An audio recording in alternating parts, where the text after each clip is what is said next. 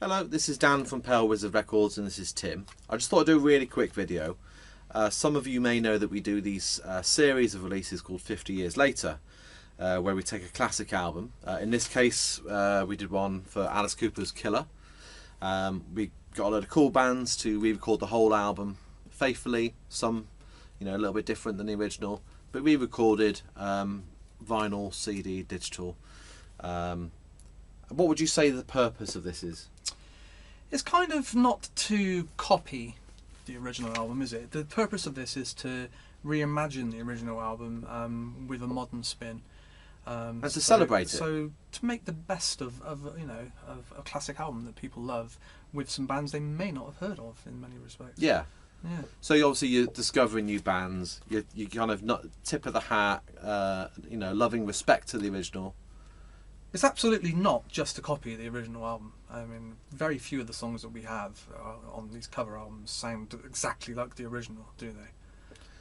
And it marks 50 years, half a century from its That's release. what's special, I think, about these. Is So, that they are out exactly 50 years. So a lot of these artists, Alice is still going. That's the crazy thing, So we can celebrate 50 years of a classic album. An album that neither me or Tim have reached 50 years ourselves yet. Not quite. Nearly, but not quite. However, these are special albums to us as well, and so that's the crazy thing, isn't it? That you're celebrating half a century of something in our own way, and obviously we do our own artwork. The artwork's all it's meant to pay tribute to both the original cover and the band, and and they're not just nice things to own. Anyway, so we do these records, CDs. This is the new one for the Never Turn You Back on a Friend by Budgie. We did one for Ziggy Stardust by Bowie. We'll have another one coming out next year, which we'll be announcing in due course. So all positive, nothing weird. However, I haven't told Tim I'm doing this, but I thought it'd be funny because there has been the odd occasion where people have taken a bit of a negative view of what we're doing, and I want to get Tim's reactions. I'm going to read him some comments that we've received on social media. So I'll read you some comments. So are these negative comments? Is that what you're... Oh, I see. Okay. Amongst all, I don't want to pick on negative because there's loads of positive. There were loads of good reviews for this one, loads of great comments, loads of lovely emails that we got from people just thanking us for doing it.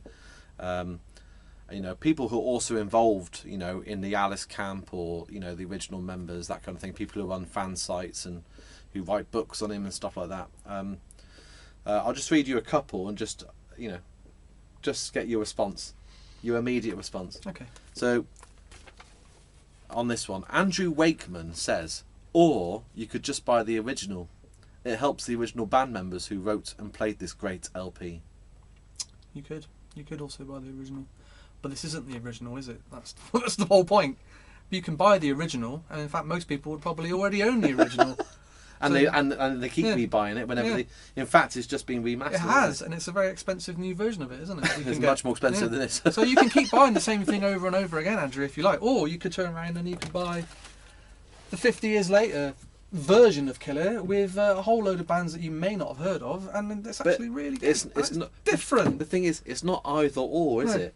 You can have both. In my record collection, I've got this, right? And I've also got, imagine if this is Killer. You can't have both. It's not next to it. No, you're not allowed. It's not next to it because I'll do all my stuff alphabetically. Yeah, that's right.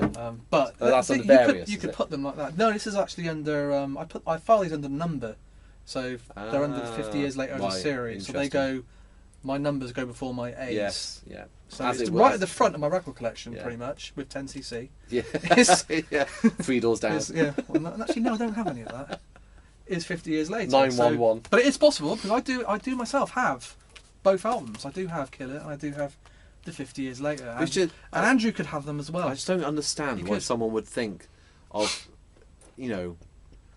they see an advert. Presumably this was an advert for the record. Yeah, a lot of these makes me angry. These negative comments do come from when we run these. It's when you do a boost. They're not Pale Wizard fans, people that follow the label on any social media, to be fair. It is when you boost a post. Yes. And people see it, people that are Alice Cooper fans. You are kind of chucking a net quite out far and wide, aren't you? You're kind of almost trying to antagonise people with doing that in some respects, aren't you? Well, because but no, we're I'm not. an Alice Cooper fan, I don't want to see this. Some people will just get like that, don't they? But they just do. it helps. So buy the original. It helps the original band members. So does this.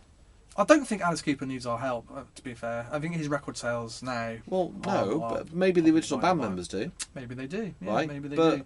It does help them. They've all been helped by this because they all got a cut of the royalties. It is legal, you know. It is licensed. We can show you the paperwork, Andrew, if you like. We couldn't just sell something of copyrighted. Well, you know. Well, we could, but we would get sued. And it's just the implication, isn't it? Are they implying, because there are some dodgy companies out there, isn't there? I've seen. There are. We won't name any names. Yeah, but yeah, there's a couple of companies who release stuff which looks like you think, is this bootleg? They're not licensing stuff, is it bootleg? And you can see like they've kind of, they use the original kind of logos, but not quite. They change it around. So anyway, we don't do that. This looks markedly different to Killer. It's all original. It's all original. But Andrew, my point is, in that respect, but you please do buy the original. You don't have to buy this. No one's saying you have to. Andrew, I mean, surely you should have bought the original by now. It's been out for 50 odd years, mate. Yeah, and life is a choice. You do have a choice, and other people have choices as well. And if they make different choices to you, that's fine. Yeah. Freddie Crew says, is he from Elm Street? Yeah. Freddie Crew says, I say, don't mess with something so perfect. ... Is that in respect to this one? Or to that one? To that one. Okay. He says, don't mess with something so perfect. ... It hasn't changed. The original. The original's still there. We're not messing with it. We haven't changed it. It's not like we've taken the master tapes of the original basically and just made them all sound shit, and then reissued it and gone, there you go, there's Killer now. Take the original music, the original artwork, everything, and just change Alice's voice just for a chipmunk. Just got like a biro and just like coloured in the original artwork, and then just reissued it like that. Yeah. Just like scribbling all over. Because we wouldn't get in trouble for that at all. The whole thing like pitch shifted to sound like no. We're not messing with it. We haven't messed with the original. It still exists. This isn't the original. Does that look like the original? No.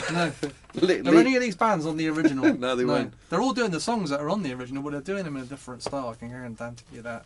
Okay, well, Lee Crawford says, total waste of time. ...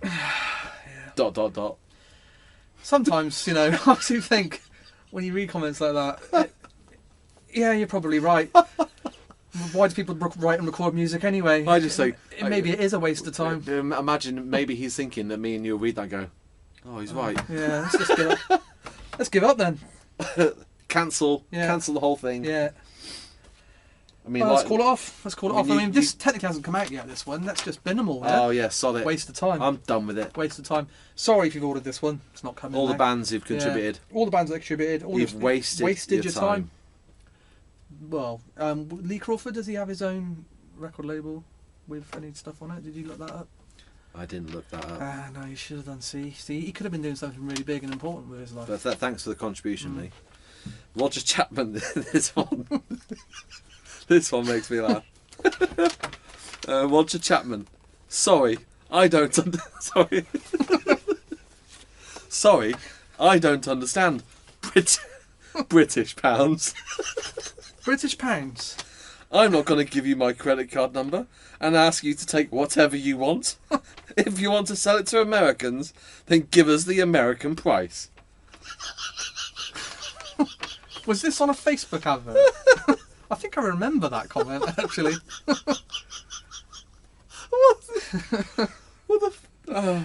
So he doesn't understand British pounds. I'm not going to give you my credit card number and ask you to take whatever you want. Why not? So Roger, if you're watching this, we can put like a little text box at the bottom of the video here. There's a website called xe.com, which is a foreign exchange website, and you can put in US dollars and you can put in British pounds. You can type in the amount of money that you know in US dollars, and it'll tell you how much that is in British also pounds. you can pay by PayPal, and when you pay by PayPal, it actually converts it. It does it all for you. Because you are quite right. We have sterling in this country. We do. And in your country, you have the American dollar. There's two different currencies. Two different currencies. But did you also know that you can buy it in dollars? It gets converted for you. It's amazing, the internet. There's this thing called foreign exchange. Yeah, the internet's an amazing thing, Roger. It's brilliant stuff. Really good. So he doesn't understand British pounds. So The reason that we don't give you the American price is because we're not based in America. We're based in a country called England. We don't give the price in South African rand either. Or Hungarian forint. So I hope that answers your question, Roger. Next time, for the next one, let's list the price in all the currencies of the world. Just in case we get, because we could. I mean, this is a legitimate concern. We could do that. We could make what the price is in every single currency. But it would change every day. We'd have to change it every day to keep up with. Yeah, exactly. That's what I was about to say. Every day we could update the price as the currencies fluctuate. Well, I'll do one more comment for you. Let's do it. Yeah. This is just to answer some of the brain dead stuff that we get asked about this. Not to say that any of these people are, in any way brain dead or morons. One regarding the Bowie one we did. D. Oliver said, "I'd rather all the tribute bands made their own songs. They're all very, very talented musicians in tribute bands, and I'd rather hear a new song than someone ruining my favourites, unless they bring something radically different to it, like the much maligned Comfortably Numb by the Scissor Sisters that Pink Floyd fans hate." That whole thing, what a massive contradiction. Well, they're not tribute bands for starters. Yeah, so I'd rather have all tribute bands made their own songs. Well, then they wouldn't be tribute bands. They wouldn't be tribute bands, yeah. But by the way, we don't deal with tribute bands. We've never, ever had a tribute band on any... And I've got nothing against tribute bands. No. Not a fan myself, but I've got nothing against them. But if you'd rather tribute bands make their own songs, then they wouldn't be tribute bands. Why do you, that's like saying, I'd rather all original artists were tribute bands. And yeah, what's wrong with? Is he saying that it's good? Say that again about Comfortably Numb. It's D. Oliver Manuel. I don't. It doesn't matter. I'd rather all the tribute bands made their own songs. They're all very talented musicians in tribute bands. Oh yeah, they would have to be. And I'd rather hear a new song than someone ruining my favourites. Well, again, that's the age-old problem of it's not ruining your favourite. Your favourite. And you know the bands who appear on these records, they do write their own songs. All of them do. In fact, you can go Which is why we chose them. They've already got music out. They do albums and singles, and they've all got. My band are on here. We've got lots of our own songs. You can buy them in the shops, online. And when we do this, when we appear on one of these records, it doesn't stop us from writing our own songs in the future. In fact, we make a point of not stopping writing our own songs. We'll carry on writing our own songs, because I don't understand what the you're talking about when you're saying that we're not a tribute band. Like, and why would this stop us writing our own songs? I just don't understand how people keep thinking that because this exists, then the other one doesn't. It stops the other thing from, or it ruins the other thing for them. Like, I've heard covers, just to take it away from entire covers albums for a second, I've heard covers of songs I don't like. That doesn't stop me from liking the original song. Yeah, exactly. I don't think, I hate the, I can't think of an example right now, but it doesn't make me go, I hate the original song now. I hate it. I don't want to listen to it again. I loved that song before, but now I've heard a band that I maybe don't like cover it. Now I hate it.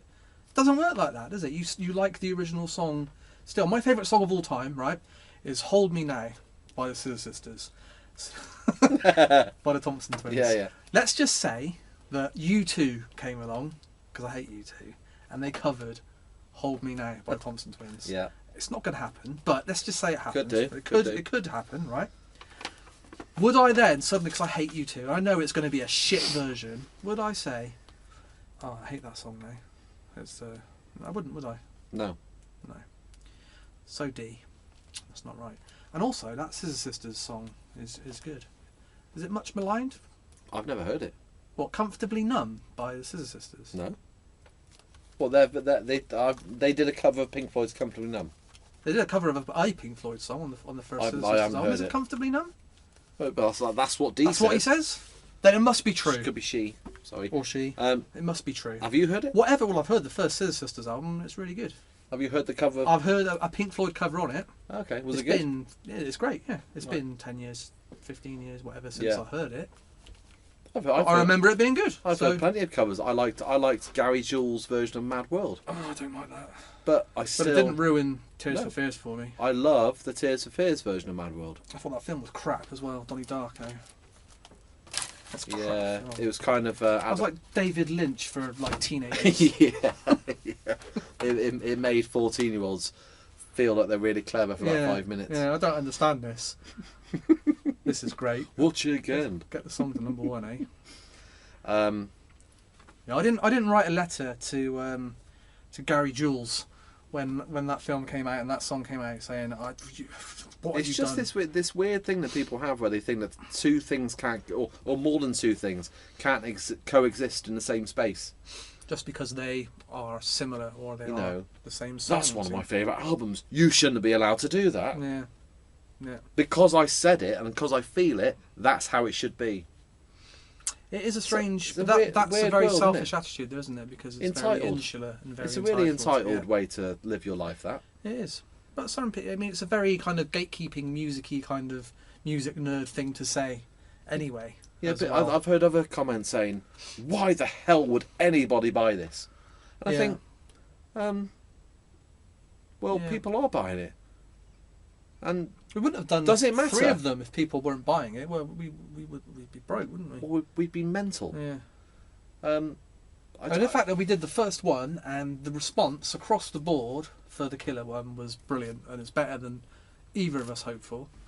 All the bands pulled out all the stops and really did great jobs on their tracks. It was just fun. I mean, obviously that came out of COVID as well, so it was something to get people moving in lockdown. There's so many of the bands we worked with on that Killer one were just like saying, "Oh, thanks for this," because we were stuck. We couldn't do anything, or we just felt like we were in a bit of a malaise where. And it's something that we enjoyed doing so much that it just became fun, an obvious thing to make a series of it because it's a fun thing to do. It's fun. It's fun for the bands to record a cover song.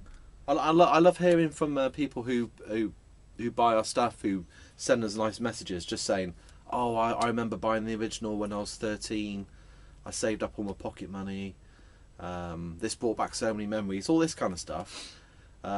The little nods that we do with the artwork, we always try and mimic the way the labels are represented on the actual record. The layout has little kind of inside nods to the originals and the original band members. We try and pay a lot of respect to the band as well, not just the kind of the lead figures of. Whilst paying them for the privilege. Oh yeah, we pay for it. Yeah, it's it's legit, but it's fun as well. Anyway, did you enjoy that? I did. That was fun. Yeah, it was fun. Hopefully we get a lot more of those kind of comments in the future.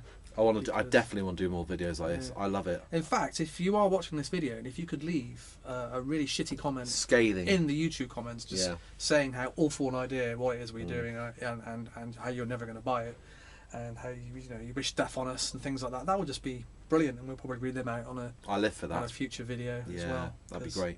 The internet, that's the real world, isn't it? Yeah, so please leave your comments below and be as scathing and as negative as you can. Well, yeah. Thanks for watching. We'll see you soon. See you, bye.